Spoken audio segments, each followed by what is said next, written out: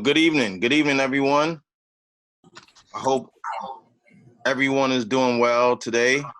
I just want to welcome you all, welcome everyone to our conversation with Councilmember Diana Ayala, with community members and colleagues from the crisis management system. I want to thank you all for taking the time out of your busy schedules. As they say, you could have been anywhere in the world, but you're here with us, and we appreciate you for that. With that being said, I just wanted to mention to everyone to continue to be safe as things are opening up in our city, as we are reaching these different phases. Let's not forget that we are still dealing with a pandemic. COVID-19 is real. We all seen the numbers. We all see the effect it has taken on us and the toll it has created in our city. And on top of that, the current climate that we're in as a result of the George Floyd incident, I just, again, reiterate that I ask everyone to just continue to stay safe and be smart with everything you do. Before I get started, I just want to do two things. First, I'm looking at some of the people in the room, and I just want to acknowledge some of our partners. I want to acknowledge the SAVE participants that are here, the interns that are here. I wanted to acknowledge our CBOs that are on the line. I see DOH, I see ACS, our colleagues from the crisis management system. I want to acknowledge you all.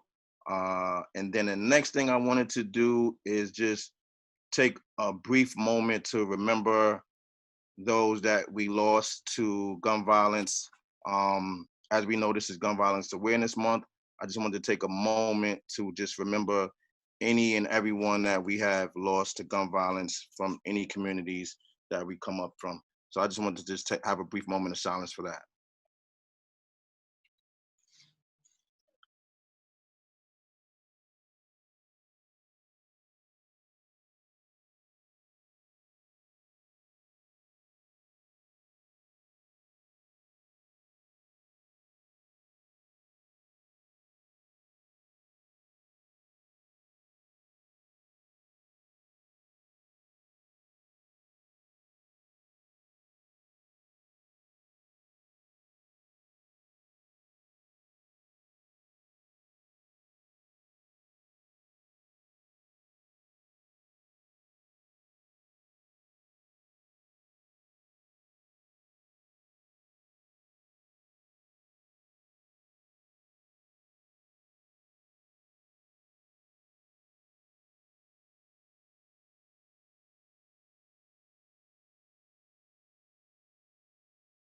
Okay, here we go. Thank you. So today we are here to raise awareness for Gun Violence Awareness Month. We're here to speak about how gun violence affects our neighborhoods, how and why we treat gun violence as a disease, and acknowledge some of the amazing work that we do at SAVE and our other organizations in the crisis management system. Gun Violence Awareness Month, also known as GVAM, was created in effort to raise awareness to the surrounding issues of senseless gun violence in our community. The focus of that effort is to basically bring heightened attention to gun violence and gun safety every June. June being the beginning of the summer is that time of year where we know a lot of people come out of hibernation. The streets are packed. The heat causes aggravation, and all types of emotions are drawn from that. And usually that's the time when a lot of issues arise. People that may have had issues with each other may bump into each other because the streets are packed. And a lot of times these is when things will, as we say, pop off. So June being Gun Violence Awareness Month, it only makes sense to bring awareness to the gun violence during that time. Orange is the defining color for Gun Violence Awareness Month, and that symbolizes a few things. One of the things it symbolizes is human life, as it's worn as a signal, like for people that wear it to that they do not want to be the next victim. If anyone's aware with hunting, hunters usually wear the color orange to alert the other hunters that they are also on a hunting ground so that they will not be shot. Some people wear orange because it radiates warmth and it associates with joy and happiness. And then you got others that wear orange just in the remembrance of people.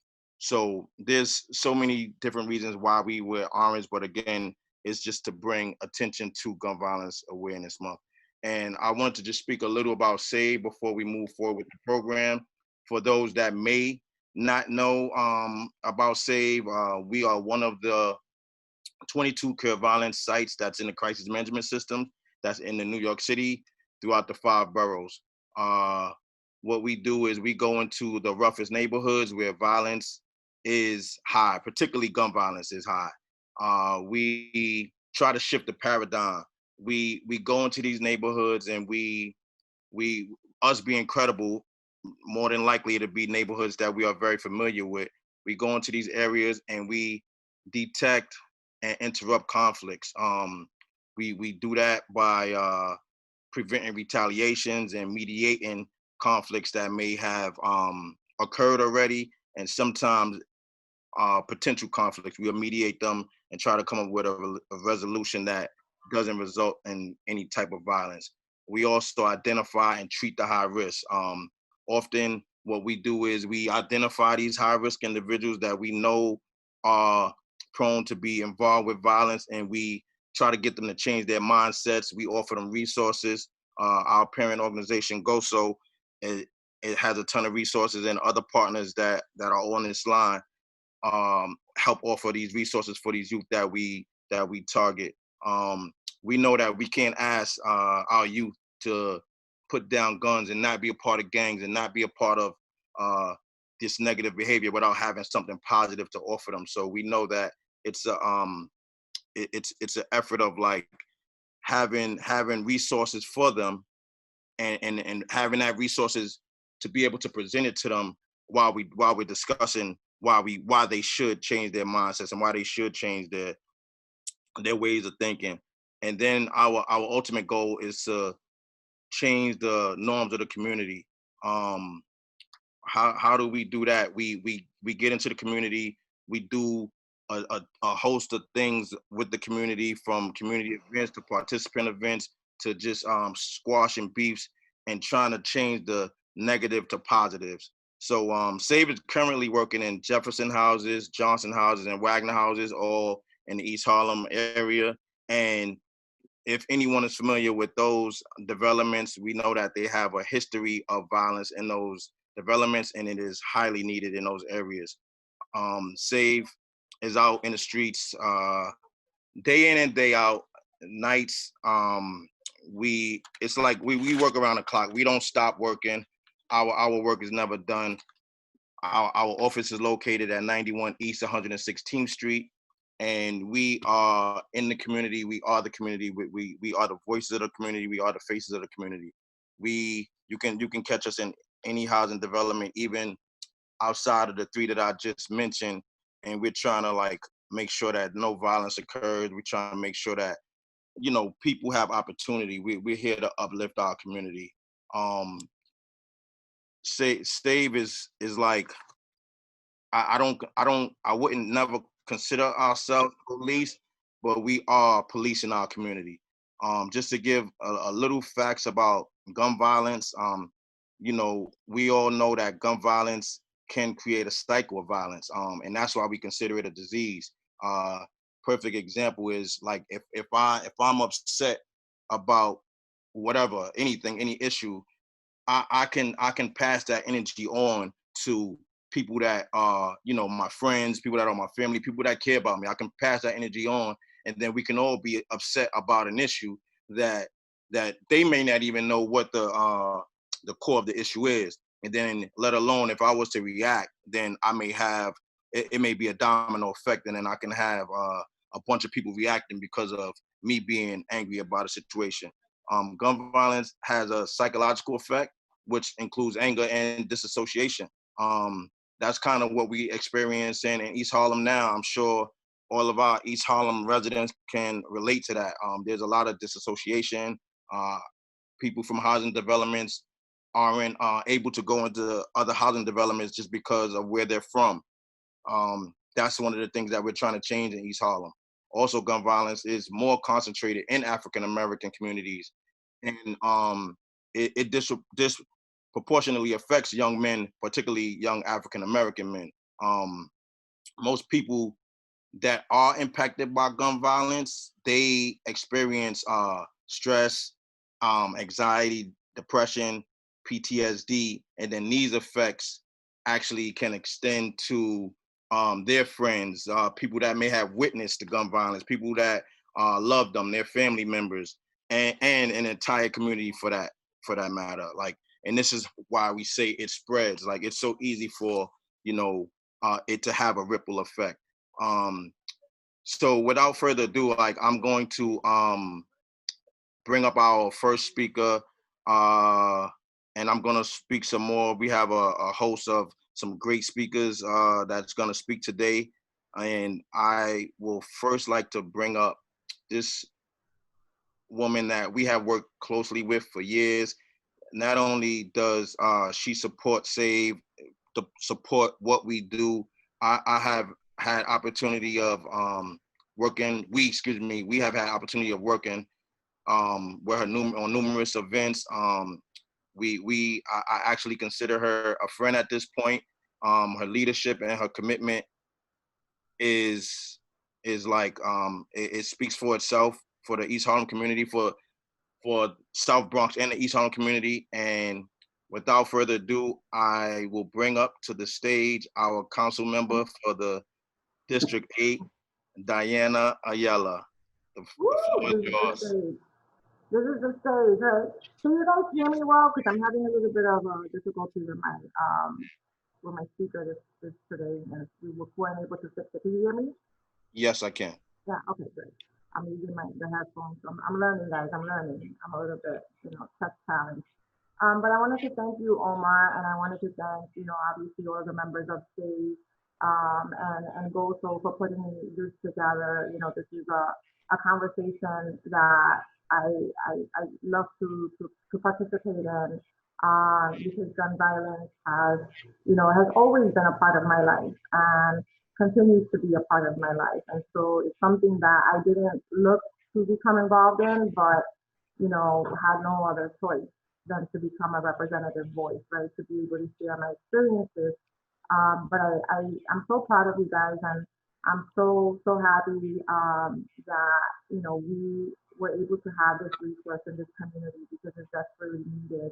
And when Jamani Williams, who brought up the idea of crisis management and fought vigorously for funding for the city council, brought this to allowed an opportunity for funding to become available and communities to be selected. Melissa Margarito made the best choice in securing GOSO as a host because I think that they're expanding and being able to build right from the ground up has really been life-saving for us. And so I wanted to really acknowledge all of the work that you guys have done and all of the lives that you have saved because this is one of those programs where, it is life or death, right?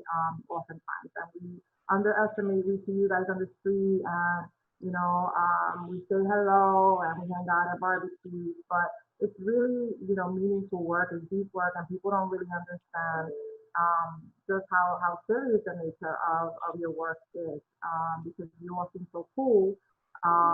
We underestimate that, but I want you to know that we appreciate you and we are happy that you are here. But why am I so involved in this? I mean, I could say that, many people could say, well, she's a politician and they'll, we pick, issues that are important. But no, my first interaction with gun violence was when I was 5 years old. I was newly arrived from Puerto Rico, living in the Lower East Side. And I remember hearing what I thought was firecrackers and then hearing commotion in front of our building and everybody, all the adults, obviously running to the window And then looking, you know, I don't know how this happened, but at one point I was able to look outside of the window, and I remember, and I still remember vividly. And there's a lot of things about my youth that I don't remember, but this is something that is always going to be ingrained in my brain. Is the picture of a man, a young man, who had been shot repeatedly in the head, and I can still see it, you know, and I can see it from the lens of a little girl. It looked and appeared really, you know, gruesome to me. But we were, you know, we grew up in the Lower East Side and in the early '80s, and gun violence was really rampant then. You know, when I was 9, I remember going to the store with my cousin Myra, and you know, we were so young, and we were, you know, this story always makes me cry because I remember walking back home. We lived at Lillian Ward houses, and that weekend she was staying in my house, and we were coming back from the store, and we were happy because we were little girls, and we were just happy and, you know, skipping away, and we heard boom, right, and it sounded really loud. And it was obvious that, you know, that it was a gunshot. And so we ran because we knew to run. And we ran to the building, and I remember the elevator was broken, and we lived on the 12th floor. And so we started going up the stairs, and my neighbor from the 11th floor came.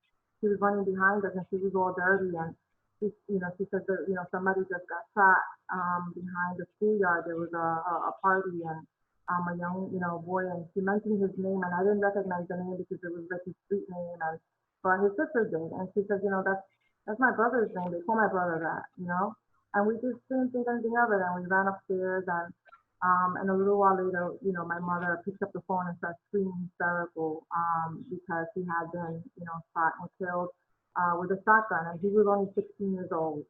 And even more devastating was the fact that he was murdered, you know, in cold blood because he actually stepped on somebody's sneaker by accident while he was dancing. And the idea that we heard that happen, that we were there, you know, just a few feet away when, you know, when someone that we loved so much was murdered in that way was really impactful and has stayed with me, you know, my entire life. And then when I was 15, the night before my 16th birthday, I was actually a teenage parent, and my son's father, who I was pregnant from my son at the moment. I was about 3 months pregnant. Was shot and killed. I think you're frozen. You might have broken up. I'm not sure if it's just on my end, Diana. Am I frozen? Am I Diana, frozen? can you hear me? Okay, I hear you now. Yes. Am I moving? Hello? Yeah. So I was saying that when I was 3 months pregnant with my son's father, with my son, it was the night before my 16th birthday, and his father was shot and killed on 7th Street and Avenue B. And so, you know, that was like really life changing. And I'll tell you that between the time that my cousin died to the time that my son's father died, you know, there were many times when we would stand in the middle of the street and wait for the coroner to pick up our friends, right? And so this became natural. Like it was like a normal procession for us. You couldn't grow up without having experienced gun violence. And it's interesting because now I see my younger children, and it's something that is like foreign to them. And it's a good thing, but at the same time, you know, it's a different time for them. And I realized that they grew up with a little bit more privilege than we did, and I'm able to see both sides of that. But for me, you know, as a young girl, a young impressionable girl who was going through her own issues, having to experience that while I was, you know, expecting a baby, and then having this baby, and not having the support of a partner, not being able to access, because I think young people don't realize, right? I didn't have financial assistance for my baby because his father was so young that he never worked, and so there was no, you know, there was no help coming in that way. And just trying to figure that out. But for me, what was most important was that as I was raising my son, and I should have invited him tonight, and I'm happy to invite him to another one because he's like an old grown man now. He's 30 years old, and he can share his own story. But you know, it was really important to me, not only to remove him from that situation, but also to instill in him, a sense of forgiveness. And it was really important to me that I didn't raise a son that grew up bitter and angry at the fact that his father had been so brutally murdered.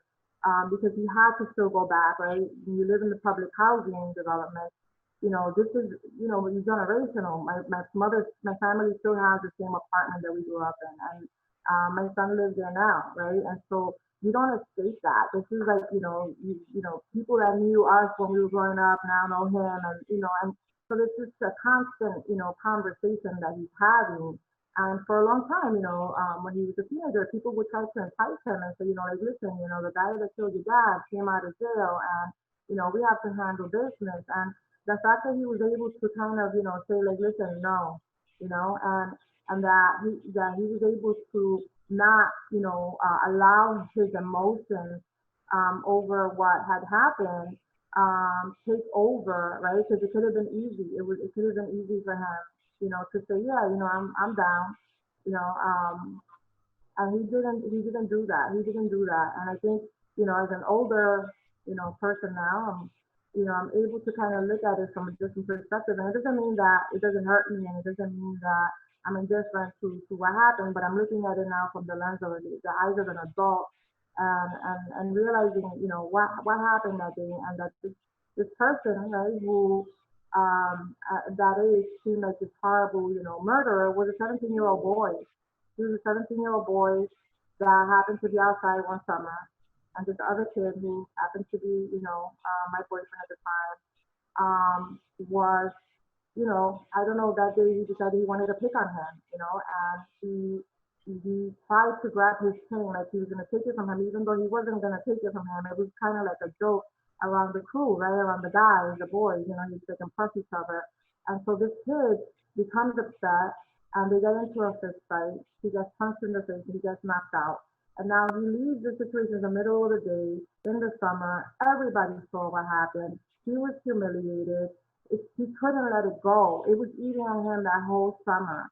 And right before the summer, concluded, he decided that night, he had had enough, and he couldn't live with that, and he needed to avenge his reputation, right?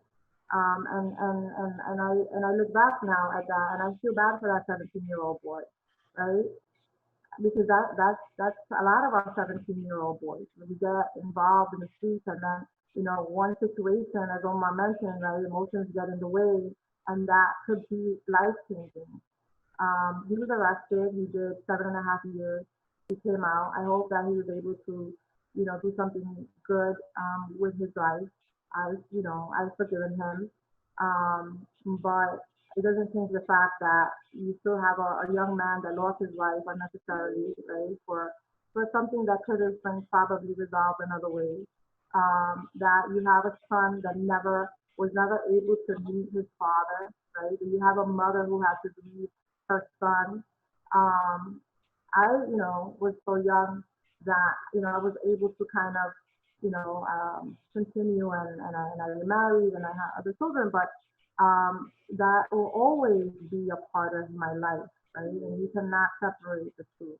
So for me, this is more than just a life, mission. It's really personal for me, because I can see it from both lenses, and I want to ensure that, all of the kids in the community not only have the opportunity to be better and do better, but I also want to make sure that they understand that this, gun violence affects everybody. It affects the person that is shot, and it affects the person that does the shooting, and it affects the family members and the friends of all of those people involved. And so in whatever capacity I can use and utilize my position in the city council, and as a human being and as a mom, to help advance the cause of, reducing gun violence, then, I'm game. And I thank you all, because I know a lot of you tonight, have made it your life mission to do the same, and I really appreciate that. Thank you. Thank you, Diana. I've had the honor of being in a few spaces with you, so I know, your testament. I know your stories. But thank you for sharing. Thank you for sharing.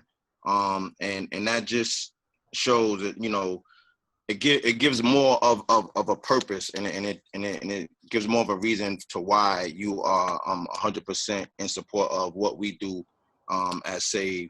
And you said a few things that really registered. And one of the things that you said was that this is life or death. That's something that I didn't mention, but that's the reality for us at Save when we going into these communities. It is life or death for us, because we go into these communities and we're trying to interrupt a tense situation, and it can easily be reversed on us at any moment. So just thank you for always supporting us. Thank you for partnering with us. Thank you for always being there for us, and we appreciate you. Thank you for sharing. Thank you for sharing your testimony with us as well. Of course. Thank you for having me. So before our next speaker, I just wanted to just acknowledge a few more people that I see that's in the room. My brother Sean Commodore, who's doing amazing work in East Harlem as well. Union Settlement, the hub is on the line. Legal Aid, our partners. I can't even begin to speak of everything that you do for the entire queer violence movement. The Boys Club of New York is here. Rise, our partners, Rise. I think I've mentioned DOH. MPG is on the line, and our mayor's action plan, Wagner residence, is on the line as well. So I just want to just acknowledge, I'm good. I like acknowledging people that's in the building, because without you guys, like, I know that we can't do it alone. I always say that. Without your assistance, we couldn't be as successful as we are. So I just have to take this moment to really just shout out the SAVE staff. We usually do this at our staff meetings on Tuesdays and Fridays. I wanted to take this opportunity to do it on this platform in front of everyone. I just wanted to just shout you out and just tell you guys how much you are appreciated, how much you are valued. First, I just want to start with the administrative staff. I always say this, Nicole, Tanya, Chantel, your work does not go unnoticed. You are a major component when it comes to the violence reduction in this community, from finding resources and providing them to our youth, to organizing events, to everything that you guys do, just connecting the dots and making sure that our participants have everything that they need, and helping and changing the mindsets and the norms of our community. You guys are administrative staff, but you are a major component in reducing the violence in our community. And then my line staff, I tell you guys, like, all the time, how valued you are. I know we have titles of violence interrupters, outreach workers, outreach worker supervisors, etc. But the truth of the matter is that we are much more than those titles. That's why I really love what Diana Ayala said. Like, what we do, it really can't even be given a title. Again, we are putting our lives on the line. We are risking our lives to save lives, day in and day out. We are out when most people are home. We are not just outreach workers. We are not just violence interrupters. We are healthcare providers. We are social workers. We are mentors. We are firefighters. Like, we are putting out fires, literally. I would not consider us police, but we are policing our community. I said it.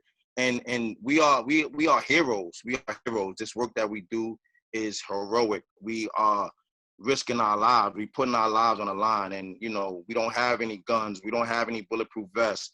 We don't have a strong union behind us.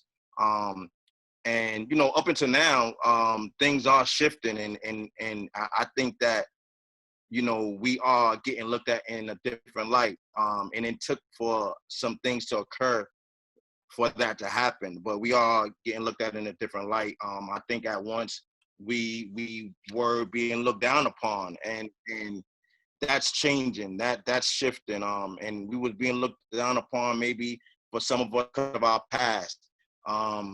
For some of us, it's because we may not have a piece of paper. For some of us, it may even be the color of our skin. But, like a lot of that is changing.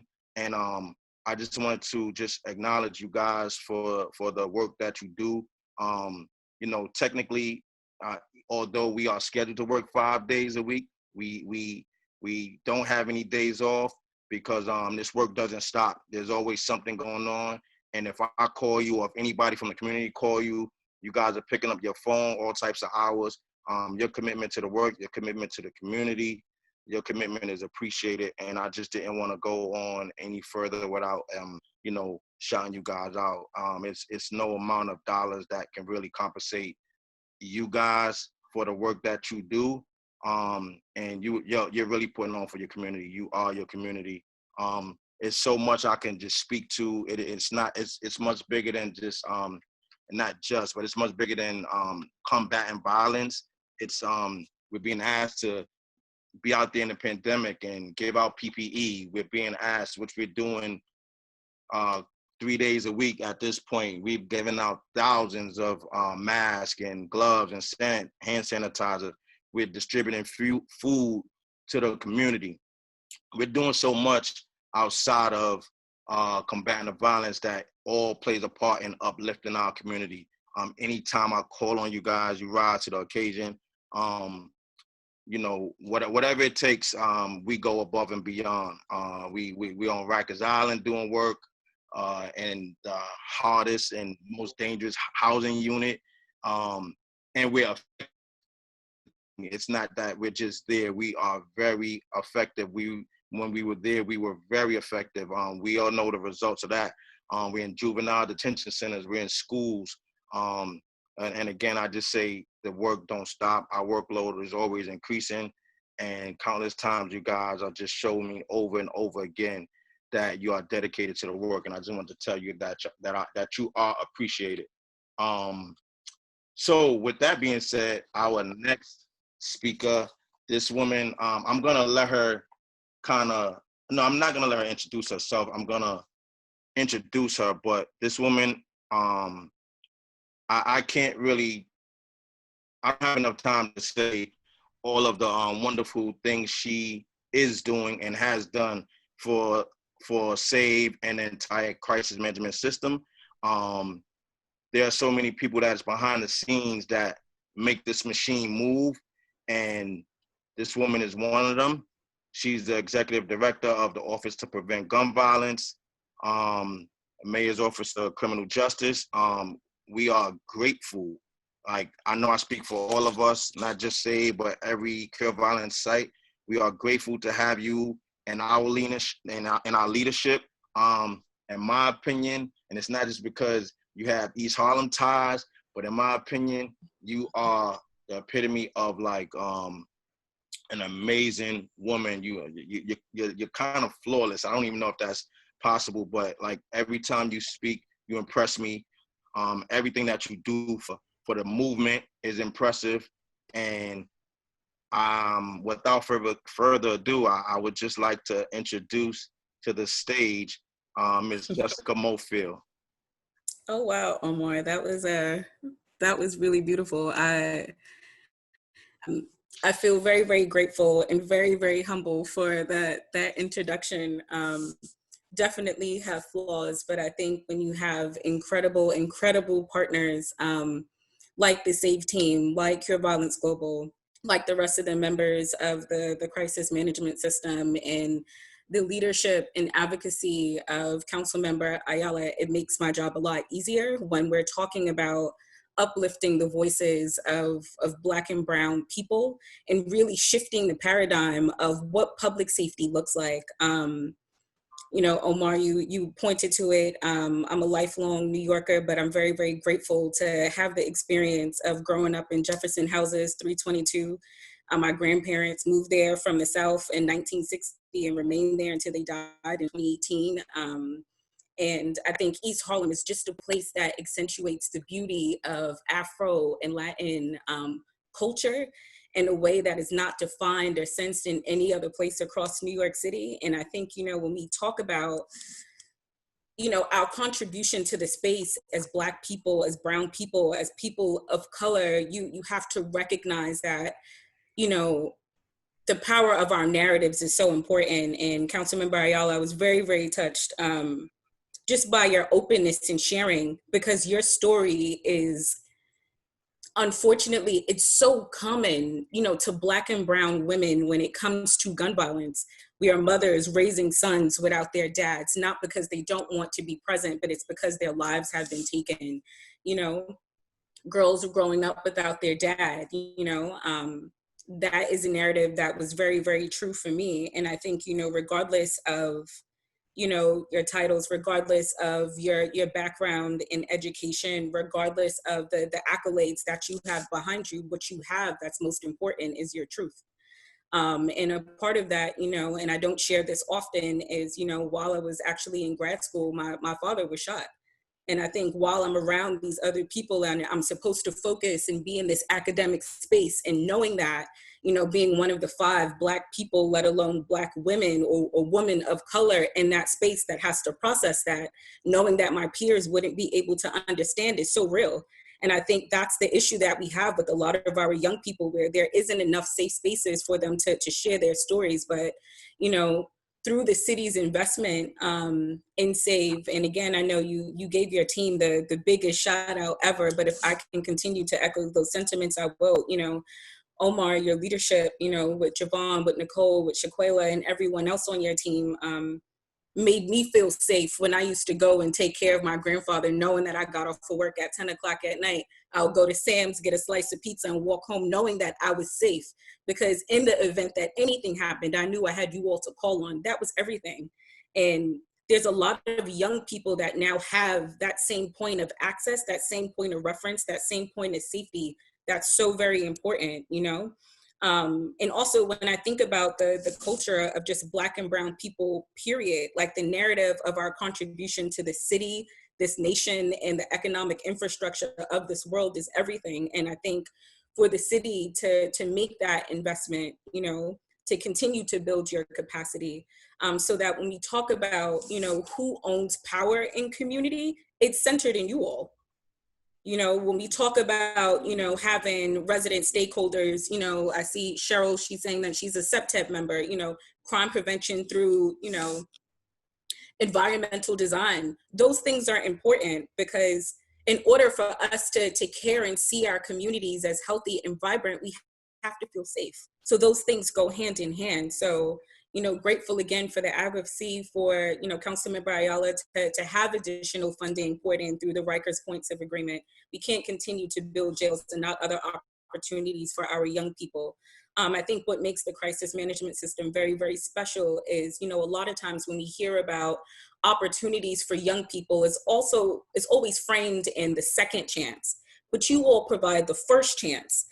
For individuals to be okay with being human and making mistakes, you know, access to school conflict mediation, access to therapeutic services through union settlement, you know, access to legal aid services, you know, access to important people in community that show that they are loved and that they care and that kinship is true in our communities. And that's what makes us peaceful. That's what makes us helpful. That's what makes us a beautiful people is very, very, very, very important.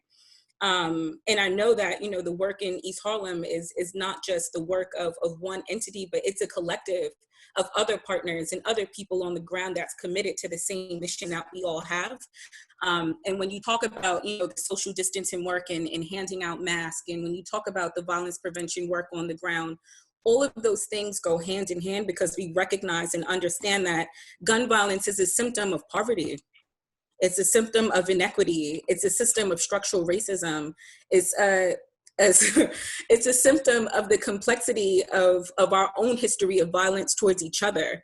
You know, in this paradigm where we've been made to believe over history that one is valued over another, but recognizing that, you know, at the center of this is humanity and humankind, and we matter. So when we see posters that say Black Lives Matter or all Black Lives Matter across the diaspora of folks, that's true. And I think, you know, being able to uplift those strengths is so important, and really acknowledging community community at the helm of public safety is important. And I would be remiss if, I didn't take the opportunity to acknowledge our partner, Marcus McAllister, that's on the line, from Cure Violence Global, that really allows us to deploy Black and brown men and women on a day-to-day basis by providing a framework that's evidence-based to describe how we're effective in our work. I think a lot of times, when we put our heart and soul into the things that we do, we don't necessarily think about the data behind it that drives it, and the evidence-based practices that's needed for continued investment in community. Because with the track that we're going, there's going to be a time where police statistics are not going to be enough for us to talk about the dope things that are happening in our community, because it's null and void. It's an incomplete story that doesn't show the true transformation of healing and how we get people to a place of healing to then thrive. So with that, I think I'm just very, very grateful to be among the sea of faces that is on this call. I see there's damn near 50 people on here, and I think that's amazing, that folks are all coming together because of what they believe in. But I think, it's beyond a month, having peace in our communities, living, crime-free, and really upholding the truths of what it means to co-produce public safety, to have lighter touches of enforcement, and to have a push for further engagement for communities to take care of each other is so important. So I'm grateful, I'm humbled, and I'm excited to be your partner. I'm excited to be in this space with you all. And if there is any reassurance in this time of, civic unrest, I find comfort every day knowing that I have you all as partners, not only in East Harlem, but across the city. So I thank you for all the dopeness and drip and sauce that you guys come up with every single day. And, from our partners that are engaging in this work, not only from a local level, not only from a national level, but from a global level, to ensure that all Black and brown communities can thrive and be safe and be peaceful, so that another mother doesn't have to raise her child without his father. Another son doesn't have to have the narrative of not knowing who that person is, and the contributions that their families and their lineages have in their life. So I think, when we lose one person, we lose an entire generation of people who have fought for us to be where we are. So grateful in you all, to know that that will continue, because you all are saving lives every single day. So whatever I can do to support you all to be the best partner ever, you have that in me for as long as I'm here. So I'm grateful and thank you. Peace. Thank you, Jessica. I told y'all she's great. She is powerful, and she's very humble. So I know I actually just I didn't even know about your dad. I've never heard that, and thank you for sharing that. Your commitment to us is just like is tremendous. Again, I could speak. I can go on and on about you and the wonderful work that you do for this movement.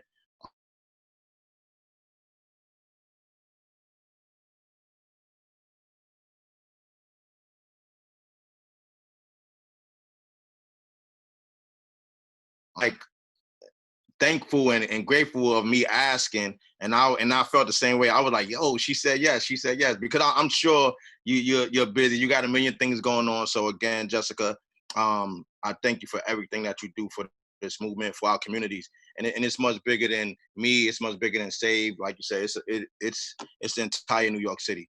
So thank you. I appreciate you. So we're gonna shift. We're gonna change things up just a little bit. Before we get to our next speaker, who Jessica happened to mention, Marcus McAllister, we're gonna allow one of our SAVE participants, Raheem Freeman, the opportunity to give us a little spoken word piece that he put together. Raheem Freeman, step up to the mic. Yeah, I'm here. I hope y'all doing good. Floor is yours, young king. Yes, sir. I got y'all. I say, gonna win is something we all need to bear with. Took notice to the life you live. Is you really preparing? Mama's crying, teens dying, trying to be cool. Toting on the gun, yeah, I might think that you confused. Take another life for nothing. Gotta live your life for something. Get back to the community. Go learn about your right to something. I'd rather throw my fist up than be gripped up. I don't need a toolie now. I think you get the picture. Yeah, that's about it.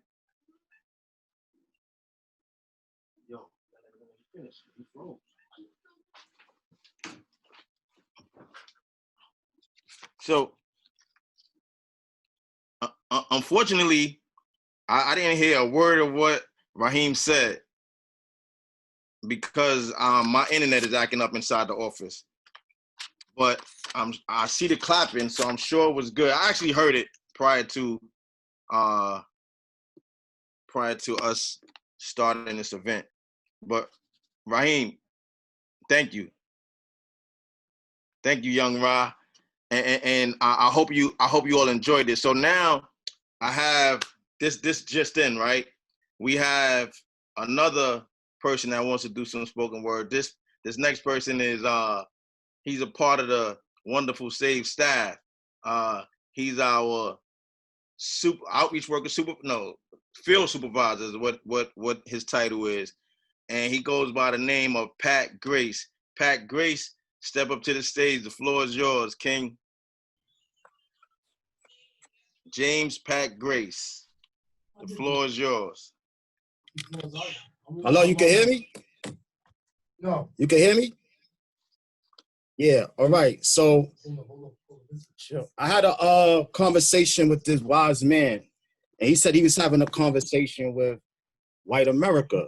So I asked him, what did he say? And then the wise man said, he said, I'm America's worst nightmare. I'm young, black, and clutching my fists like, yeah. While y'all was at the bar having a light beer, I was at the club having a fight there. Y'all could go home, husband and wife there. My mother's at work trying to buy me the right gear. 9 years old, my uncle, he lost his life here. So I grew up thinking life ain't fair. How can I get a real job? Crack cocaine right there, right in front of my sight, like here, yeah. Here's your ticket out the ghetto, take flight right here. You sell me, you go bye-bye here. Damn, there's a different set of rules we abide by here. You need a gun. Dudes might drive by here. Y'all having fun. Racing on your hot rods there. Downloading all our music on your iPhones there. I'm old smash. I'm standing in the crosshairs here. Y'all straight. Girls, they got horsehair here. You ain't got to be in fear of your boss is there. If you lose your job, your father's rich, so y'all don't care. So I don't care. Y'all acting like y'all don't hear all the screams from the ghetto or the teens ducking metal here. It sort of steams like a kettle here. GOSO and Savior trying to take their minds to a whole different level here. Yeah, we real close to the devil here. It gotta be a better way somebody called a reverend here. Yeah, that must really be in heaven there. Can somebody tell God that we got a couple questions here?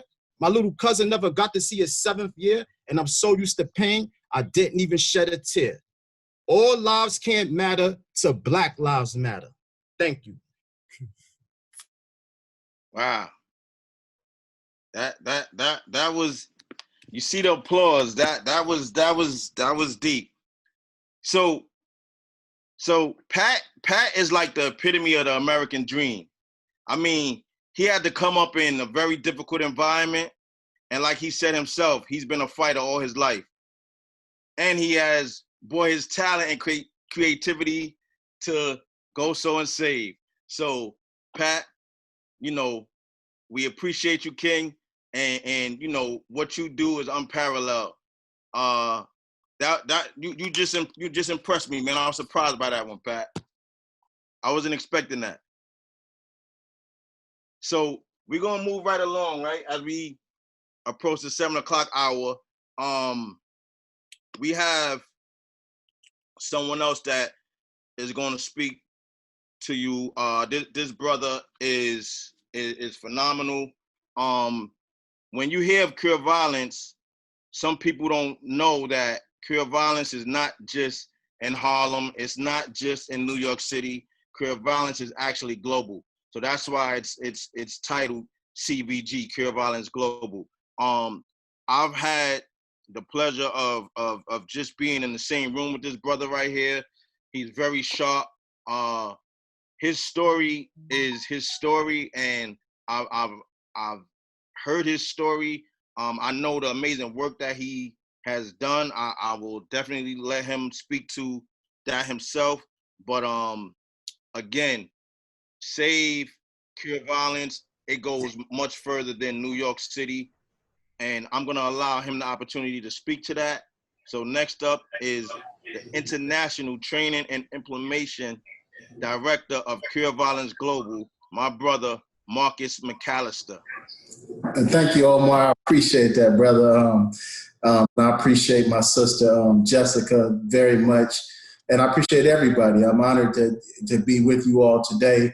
I really enjoyed the brother Raheem, man. That was an excellent brother, man. That's dope how you got down. And I didn't even know my brother Pat got down like that. I've been knowing Pat. And so to see his skill come to the surface like that, man, nothing but talent. Once again, I'm humbled. When Omar asked that I had time, no, I wouldn't have time.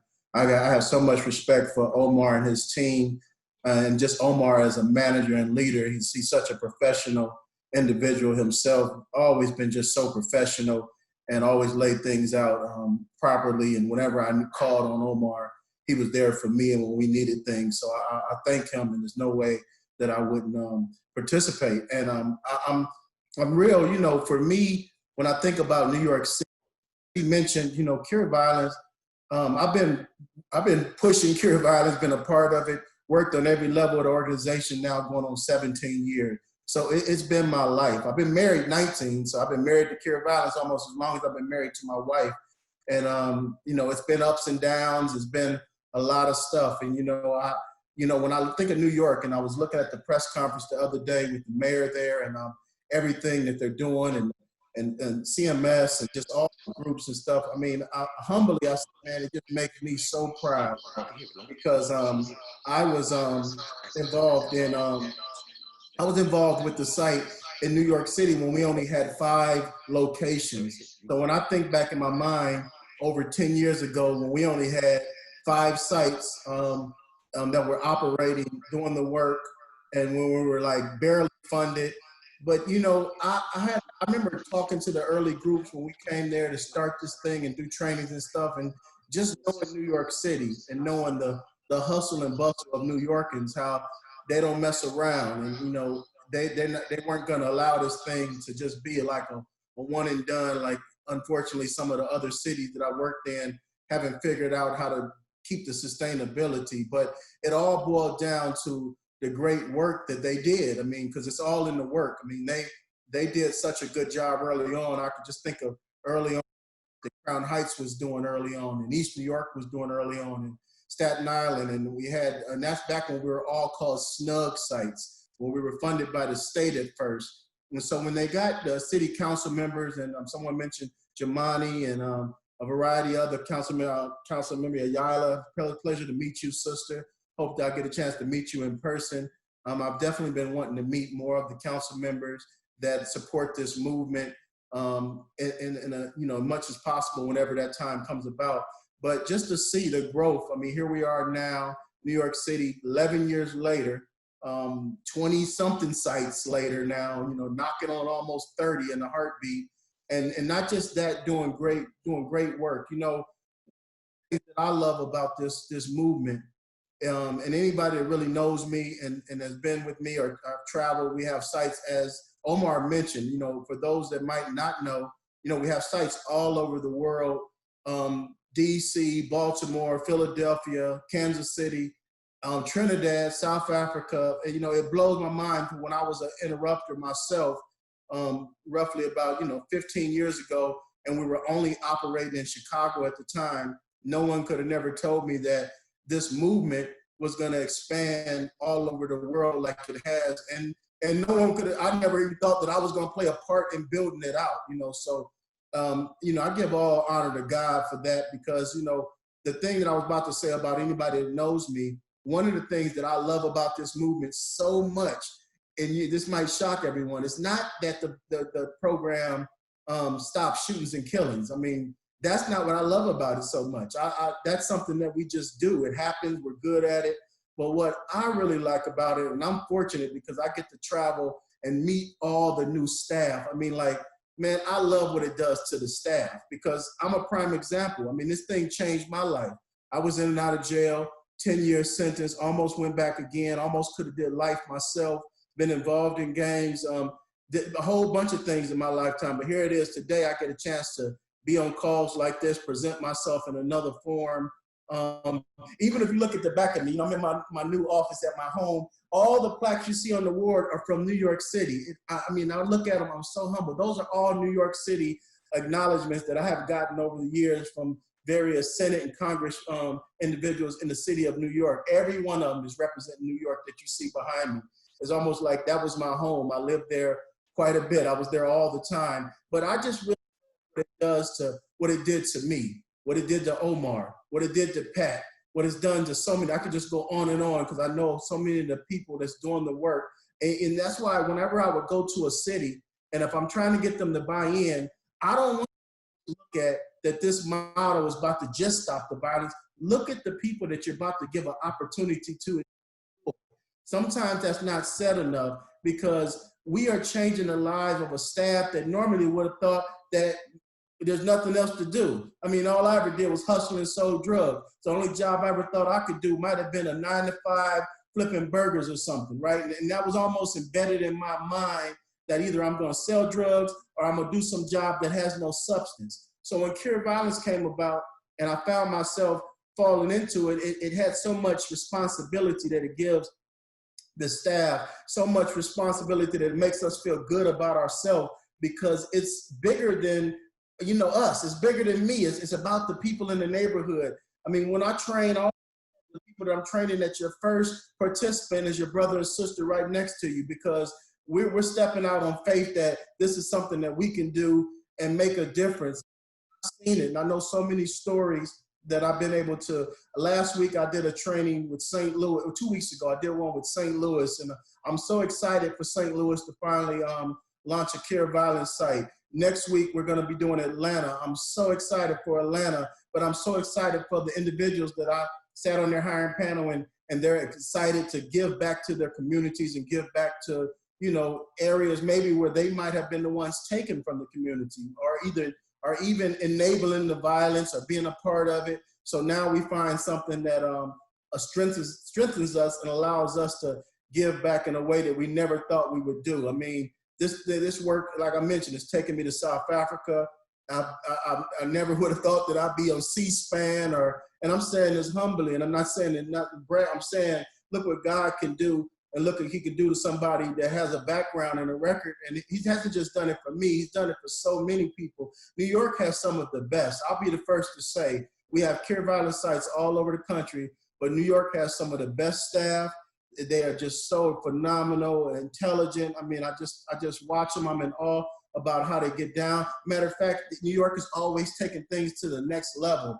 Look at New York City. They're the only Cure Violence city that has that many sites. No one has that many sites. No one has the investment that New York City has, not even close. No one has the support of city council members like New York City. No one has wrapped RVs and wrapped trucks and all the things that they have. And I really appreciate that. I was on my Instagram the other day, and I posted about the announcement, de Blasio, and one of my colleagues from Staten Island had mentioned, and he was just like, man, Marcus, appreciate you.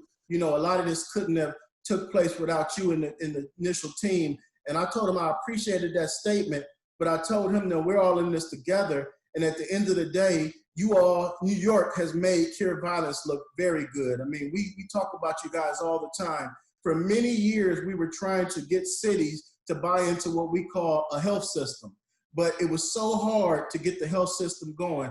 The health system, ironically, is what CMS is, connecting all, bringing in all the different partners and getting them at the table. And no other city has been able to do that. They want to do it, but it's not easy. So I take my hat off to what CMS has been able to do. And definitely underneath the leadership of Jessica Mofield and previously Eric Cumberbatch and all those that have put their effort into seeing this thing through.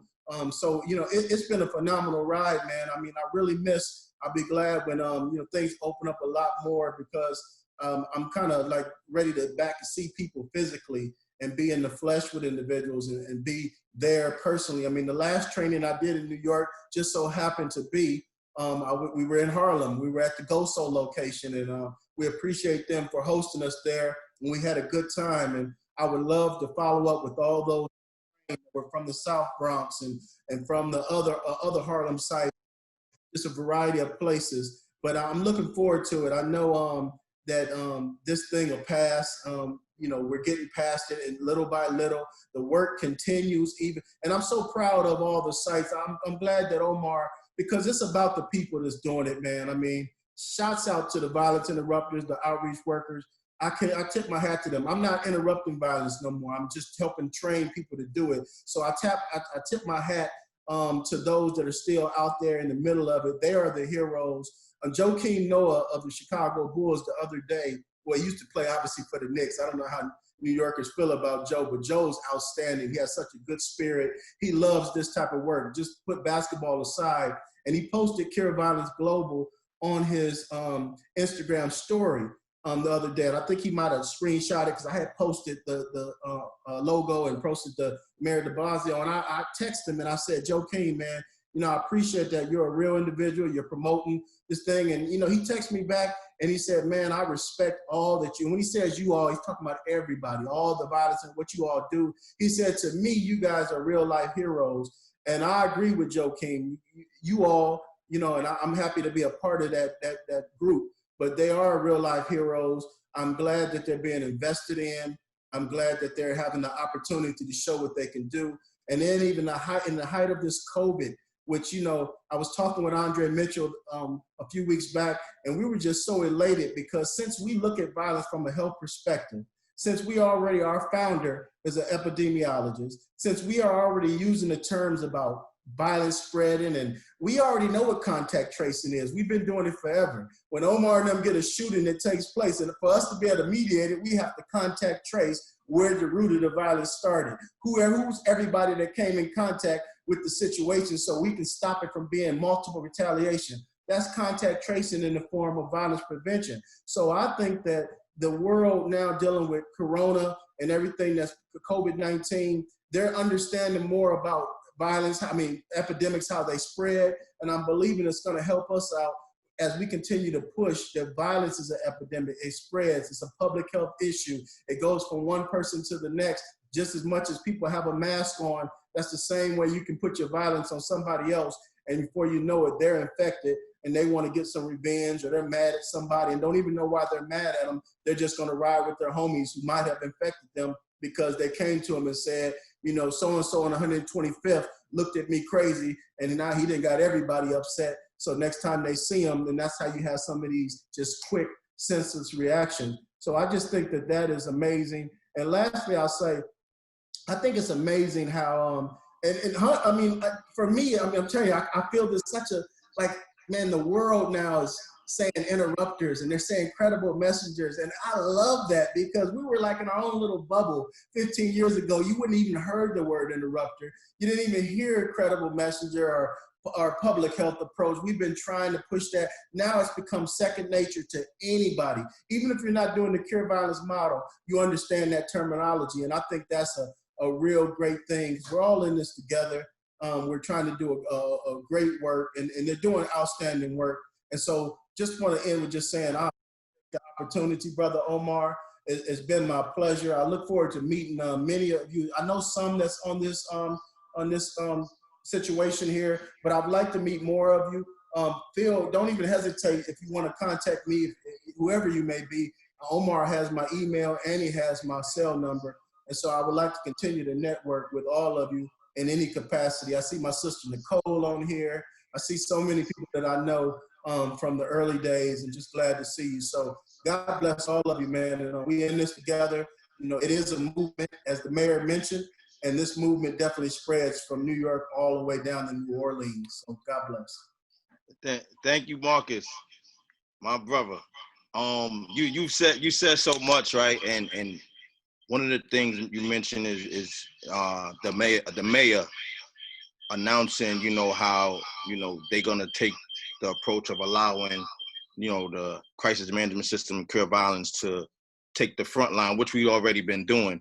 And the fact that, and I could be wrong, but now I see that happening in other cities across the globe. So again, that's the ripple effect that we talking about, how it just spreads, you know what I'm saying? So, you know, you mentioned how this work changed your life. I just was having a conversation with my with the CEO of GOSO Save, and I was explaining how this work definitely changed my life.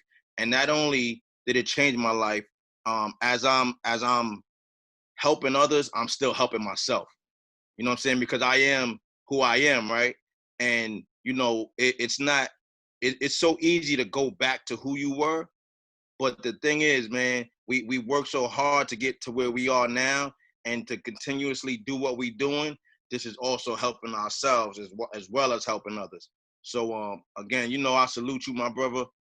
I appreciate you, and I hope you can stick around. I know time is going, and I'm hoping we could get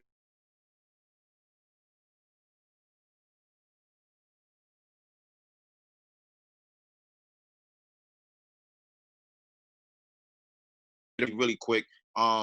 Like for me growing up in East Harlem, I saw a lot. I was exposed to a lot, and violence being one of them. That and it was normal to me. It was really normal to me. I'm one of those people that when something happened, it was just like, okay, we went on about our day. It didn't matter to me. The most we would do is just say damn, or maybe get a T-shirt or something like that, in honor of the person. And I'm one of those people. That was me before. Knowing what I know now, and just being the person that I am today, and knowing how, you know, violence spreads and how it affects our entire community, and how, you know, you just explained how one situation could lead to another, and so forth and so forth. Now I use my influence to change how people in my community view violence. And again, it's bigger than violence. We focus on violence, but I use my influence to just, you know, help people just change their mindsets and their ways of thinking. And you know, I'm saying that to just bring one of my brothers up to the stage, my brother Javon, because everything that I mentioned, he was there with me, like every step of the way. So we both experienced the same things. And when I got involved with this movement about 5+ years ago, as an outreach worker, I didn't know that I would be where I am today. And when I had the opportunity to work with Save, and I told Javon about it, and he immediately just got on board, and he started volunteering, and he was on the same page, and we was on the same time, and we was just like, yo, man, we got to help our community. We lost so many people from our community to gun violence, and we know the effect in our family. We lost friends to this disease. So I'm gonna allow my brother the opportunity to speak on his own behalf, and speak to what we're doing today, and why he got down with this movement. And I'm gonna just bring him up to the stage. And here we go, my brother Javon, J Butter, step up to the stage. The floor is yours, my brother. Yo. Hello? Hello? Yeah, hello? You? We can hear you. Y'all can hear me? Hello? We hear you. All right, I ain't getting no responses. I think I'm talking to myself. We hear you. Hey, so I see one of the questions is what brought me to Save, right? Yo, Pat. So, hello? Who's that? So one of the questions is what brought me to Save, right? So it's really, to be honest with you, I can honestly say God, because this is not something that I really, like, I was doing this job already. This is a job that I was already doing. I was already providing resources, but I was providing the wrong resources. So I knew I wanted to change, but I didn't know what change looked like, because in my community, there was no example of that. I just knew from my community, change was where you're either getting a lot of money or you not getting so much money, you either dead or you in jail. So I know I didn't want to die. I mean, that's still, you know, as time went on, it's things that I may have done to challenge that, you know, but I know in my heart I didn't want to die, and I know I didn't want to go back to jail. So that change didn't come in a easy form. So when Omar introduced me to Save, I already was I was already detecting and interrupting situations. I just wasn't able to change the community norms because I didn't have any good resources. So when SAVE came along and when Omar came along and granted me the opportunity to work with SAVE, I really fully, to be honest, I wasn't sold 1,000%, because now it was just, I'm doing what I'm doing, but now I got to wake up and do it with somebody. So it's like, nah, I just do it on my own time. And then as time went on, I realized I actually volunteered to see if I wanted to do it myself. I didn't even want to just jump in and say, yo, I'm going to do it and don't commit to it, because I still was in the streets heavy. I was still really in the streets, and I was in love with the streets. The streets is what made me happy at the time, you know? So all I knew was the streets. All I knew was the guys from my community, they was in the streets, and I just wanted to be in the streets. I didn't know what change was. I didn't know it was another side to other things. So me volunteering, I had the opportunity to help a few young men in my community, and it really resonated with me, like, whoa, hold up. Like, I'm actually have the opportunity to give these young men or young women resources to better their life. So it was just a whole, like, I didn't had a bunch of money from hustling. I did a lot of things. I didn't lived a lot of places. I didn't been to a lot of countries. I didn't been to, you know, I've been a lot of places, and I thought I was fulfilled with the things that I have done and accomplished, but it was nothing like seeing a young man that didn't have no direction and give him some direction and seeing the outcome of that direction. It was a whole nother feeling. Like, it was a feeling that I never even realized that I can channel. And once I channeled it, me and Omar sat down and we perfected it, and we still trying to perfect it to this day, because we still building the plane as we flying in it. It's still days that's challenging. It's still things that come on that we try to help these young kids. And like, you go to these programs, you realize that you won't be able to help every young man, but the young men that you are able to help is incredible. It's so impactful. And we had a young man from our community that was about 15 or 16 years old, and he got shot. And once he got shot, I seen the whole temperature of all the communities change, because they really liked this young man a lot. So after he got shot, it was so many shootings, it was so many killings, and me and Omar was so effective at that time, because we didn't know. Like, now we have a structure where violence interrupters and outreach workers coming at 2 o'clock and 3 o'clock. Me and Omar was coming in at 8, 9 in the morning, staying at 10, 12, 2 o'clock in the morning. We didn't know it was like you could be here for 8 hours. Like, we just wanted to work and make a difference. Sometimes it took longer days than other days. So with that being said, the young man was actually from Wagner, and he got shot in Jefferson and Johnson, between Jefferson and Johnson. So it was a young man that was actually working in Jefferson, and the young kid got shot right by his office. And that same week, he quit. That right there told me, like, oh, we're doing something very special. This is not for everybody. And Omar and me sat down, and we said, yo, we got to have a plan. We got to make sure that we get some guys in here and make sure that the guys that's in the street see these guys change, so they know what change look like as well. So as we went on to build this team, some people didn't last. And the people that are here, I congratulate Brandon. I congratulate Pat. I congratulate my brother Jedediah, who was very effective. I congratulate Tanya. I congratulate Nicole. I congratulate Chantel. We all was extremely effective, and we still are in this movement. So with us being able to help young kids in Jefferson and Johnson, and these young kids had altercations with kids in Wagner, a lot of the Wagner kids used to come to me and be like, yo, like, why we can't get those type of services? Like, we can't pull up in no office. We can't get no stipend programs. We can't go on no trips. And I understood it. Like, oh, wait, hold on. We're kind of mediating from one side. You know what I'm saying? Like, so when the opportunity was presented to expand the Wagner, Wagner definitely had to be the first stop. We definitely want to go to Lehman too, but Wagner had to be the first stop, because there was so many beefs and so many altercations from Jefferson to Wagner, from Johnson to Wagner. So with that being said, now we have the opportunity to service these young men in Wagner as well. And I already have 2 participants. I have 2 enrolls, and these guys cannot thank me enough for being able to provide resources and show them what change look like. And that's the word of the day, is change. Because everybody wants to change, no matter what it is. Sometimes you want to change. My grandmother used to always tell me, just because it's a change, that don't mean it's for the better. But we're doing change for the better. And it's coming through with SAVE and Stand Against Violence East Harlem. And we helping these young kids and we helping these young women.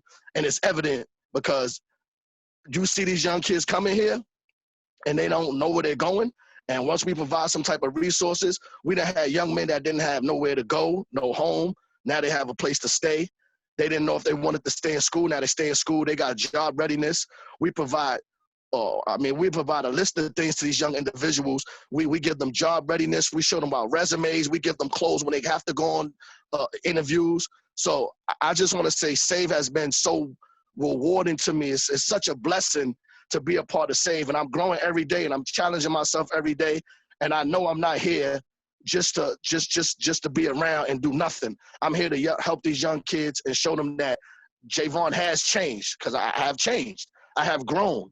I have did things and that I'm fulfilling now. I actually have a son that's 22 years old, and I remember one time he had asked me, "Yo, Dad, where you work at? Like, you always getting me stuff. Where you work at?"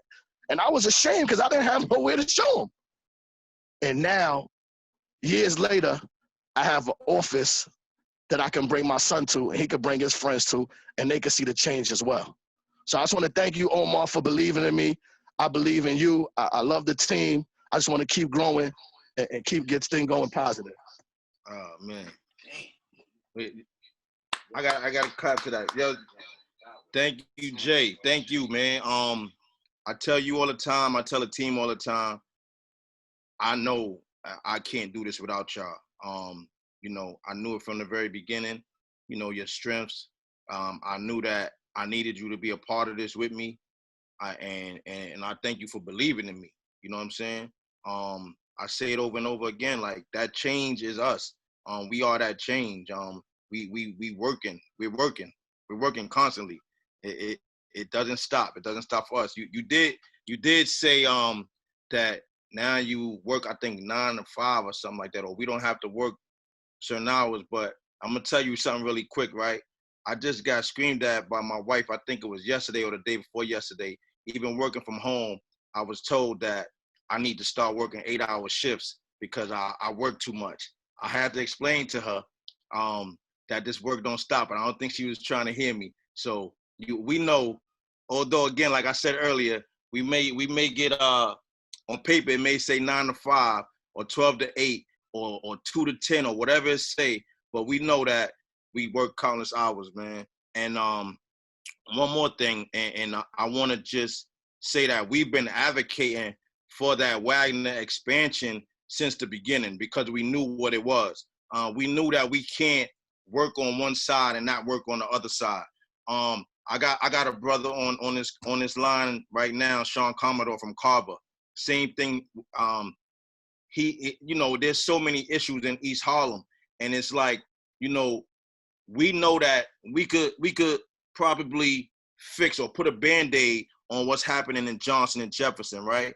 But then we still got these other areas that may come to Johnson and Jefferson and want some smoke or want some issues or something like that. So we got to work it on all angles. And I say, over and over again, we can't do this alone. Our inroads are just as important as we are. They let us know when things are happening, when things are about to happen.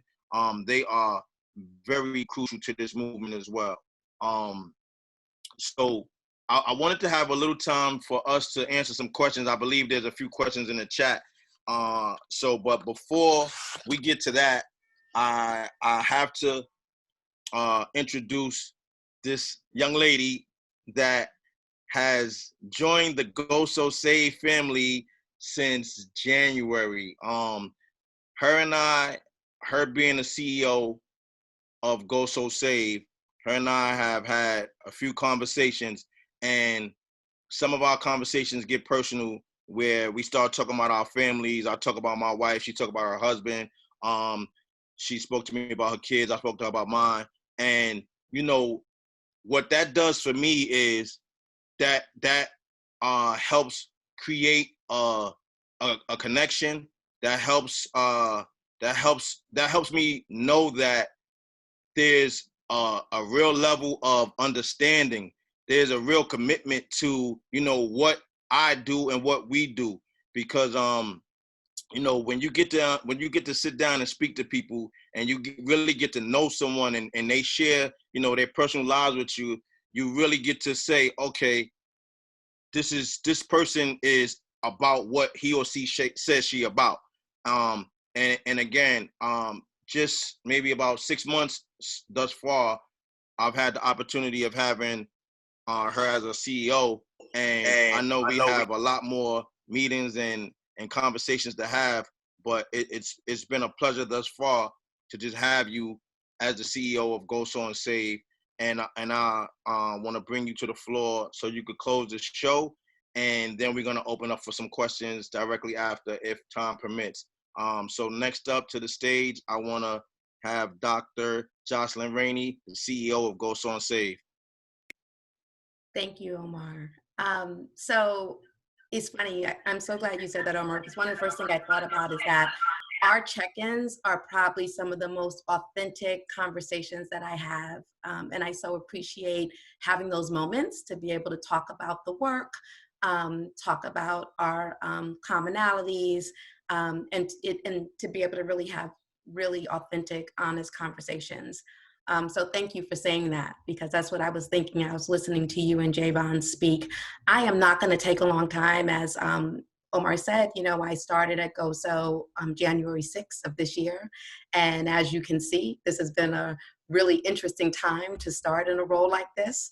I have to say that, you know, being Black is hard. It's hard in general. My team knows that I say I look at this work through the lens of an African-American woman with African-American sons, having a son that was, you know, that has had some interaction with the criminal justice system, and, you know, understanding that these issues are issues that we have to deal with every single day, regardless of our socioeconomic backgrounds. You know, I'm a middle-class girl from Flatbush, and I also have very similar stories to what the council member said around gun violence during that time, losing friends who were shot because, you know, somebody wanted their sneakers, or, you know, watching someone snatch someone's gold chain and end up in jail. You know, these are things that we as people of color deal with every single day. And so I'm so proud of the work that SAVE does. But I wanted to take this opportunity to say thank you to Councilmember Ayala for her support of our program. You know, one of the first meetings that I had was with the councilwoman. And again, another person, I appreciate her authentic way of communicating. And also, I appreciate how deeply she cares about the community that she serves and how much she knows about the community that she serves. Want to say thank you to Raheem and Pat. Pat, I wasn't surprised, but thank you for that. Raheem, that was amazing. I too am so impressed with SAVE's, you know, dopeness, drip, and sauce, you know, that they are an amazing team. And I want to thank SAVE for what they do every single day, for keeping us out there during this pandemic, you know, making sure that you were in the community, understanding that we are here to serve our community. And not once, even though, you know, I came in when Omar was saying, you know, we had to do this, we had to do that. I want to say that, you know, SAVE said this is what we personally have to do. It wasn't, you know, a GOSO mandate. It was something that SAVE said we have to be in the community. So I want to thank you for that, Omar, and the team, the entire SAVE team. Thank you to MOCJ and Cure Violence Global for believing in our team, having confidence in our team. I love that since I've been here, watching how we've grown because of your belief in what we do. And, you know, I want to thank you for that, because I think that the work that we do in East Harlem, as I heard many of you say, we are saving lives, you know, and I say we because I want to make sure that, you know, we are one, GOSO Save, we are one, and we are saving lives. And it's important that we're doing this work. It's important that they're out there interrupting violence. And, you know, our team has, like, they just understated the work that they do. The stories every day, not only are they out there, you know, doing the work, they're also coming back and giving me the narrative and the information that I need in order to be able to tell their story. And the stories that I hear about the work that we've already been able to do in Wagner, it is so inspiring. What Javon has already been able to do during a pandemic while we're quarantined. So, you know, again, I just want to thank MOCJ and Cure Violence Global for believing in us. And, you know, just to know how much we believe in this program, I want to thank our board members that are on this call. So there are several of our board members on this call. There's also several of our action board members on this call, and our GOSO team is on this call because, you know what, we know that this work is important. I'm getting texts now how amazing this program is. So I want to thank you for that. And thank you guys for this moment. Thank our lobbyists and our PR team for being here as well. So as I said, this work is work that never stops. It's going to, you know, we're going to have to continue to do this work.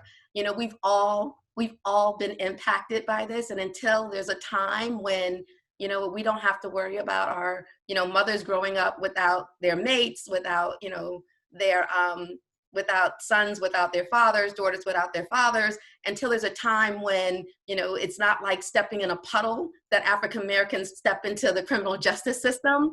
You know, GOSO and SAVE are going to do this work. So I just wanted to say thank you to everyone who's here and not take a lot of time so we can get to some questions. Thank you, Jocelynne. Again, I appreciate you. I appreciate just your integrity. I appreciate the fact that, you know, you hold no punches and you are who you are. I appreciate that. One thing I just wanted to make very clear, yes, we weren't forced to go out. My team and I, we made a collective decision that this is what we wanted to do, go out and just serve our community. Only thing we was wanted to make sure that we had enough PPE for ourselves, and once we secured that, we knew that we had to give PPE for our to our community, because again, it's about saving lives. So us giving out masks, us giving out hand sanitizer, us giving out gloves, us educating our community on COVID-19, that's all a part of this saving lives thing that we're trying to do. So I'm not sure if we have any questions in the chat, but I do want to say that you know, violence is a disease. If we didn't understand, if we don't understand it by now, we can further our conversations, but violence is a disease. And we at SAVE, we at Cure Violence, we at Cure Violence Global, we are the cure. You know, our mission is to make the cure contagious. That's what we talk about when we talk about changing the norms of the community. We're trying to make this cure contagious. We're trying to change the quality of life in our inner city communities. So I thank everyone for joining. If we have any questions, we could we do have a question here. Yep, and Omar, Marcus, really quick, I do want to tell you that I have a cousin that's on this call that's down in Baltimore. He does want to connect with the CV site in Baltimore. So you and I can do that offline. And if anybody have any statements, any questions. We do have a question, free. Omar, ready? Is the floor open, or are we only doing chats? It's still just chat. So I have a question. Are you ready? Is it for me? It's for you. Okay. How can partners in the community help SAVE in the work you're doing? What role can your community members play in your work? Oh, okay. Good question. So the SAVE office is located at 91 East 116th Street. That's between Park and Madison Avenue. Currently, we are in the office now, again, about 5 days a week. We were just in the office about 3 days a week, but I can always give my phone number. We always looking for volunteers. We're doing a ton of things in the community. We ask people to come out and support us when we do things in the community. So my phone number is 347-369-2340. That's 347-369-2340. My email is ojackson, OJACKSON at GOSONYC.org.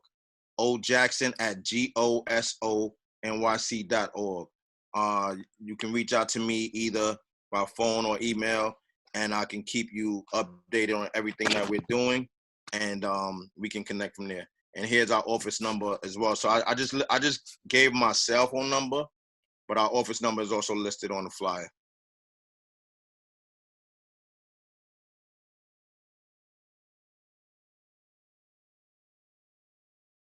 Peace, Marcus. Have a good one.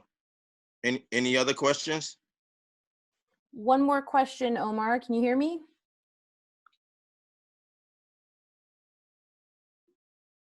Omar, can you hear me okay?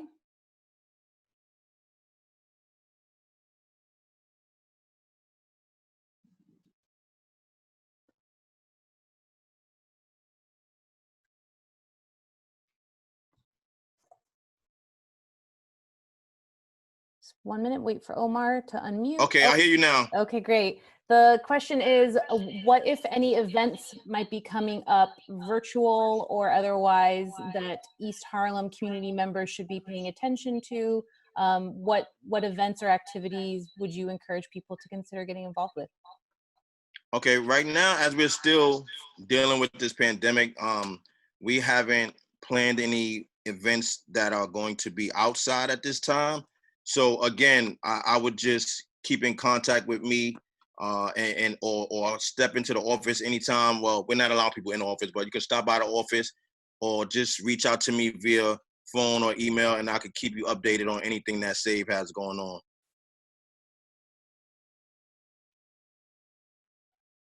Keep it on speaker, perhaps.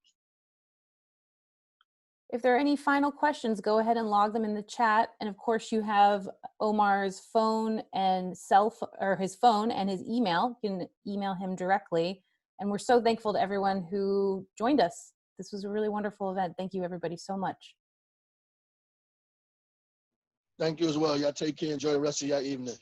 Thank you. Thank you, everyone, for joining. I appreciate you all.